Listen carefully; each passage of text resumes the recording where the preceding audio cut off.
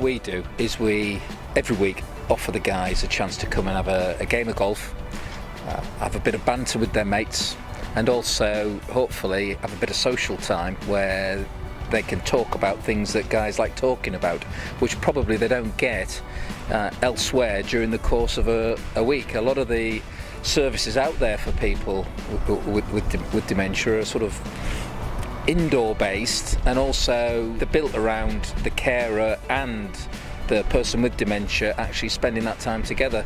Dementia is one of the most devastating diseases I've come across. You see the person that you've known disappear before your very eyes, and the people we've helped, some of them have passed away now, and to see them deteriorate in that way it's challenging to deal with. We happened to be here at a meeting and we saw Tony, and I introduced David to him, and he had a different concept of it then. So then I persuaded him to come, and he has never looked back.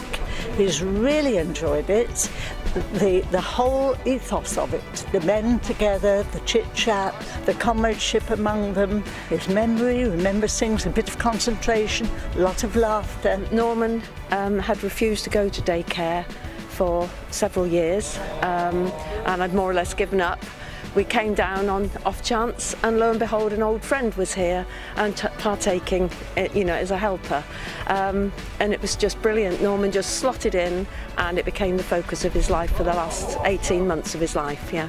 Alan was already playing a bit of golf still at that point, but was really struggling in the groups that he was in. And we came down, and again, we never looked back. It was the best thing for him.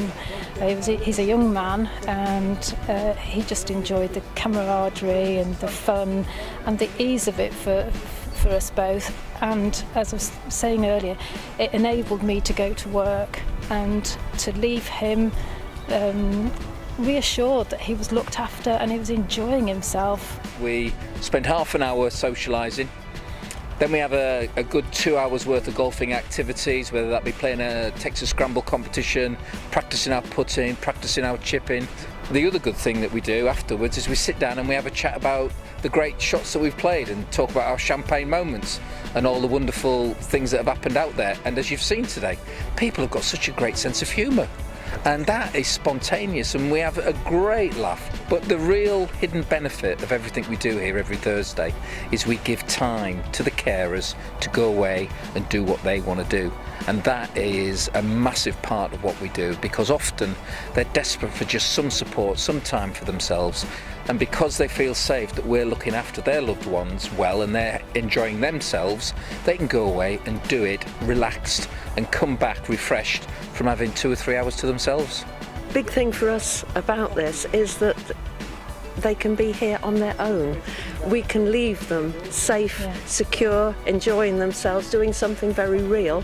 There's a lot of good things going on out there, but the carer has to attend with them.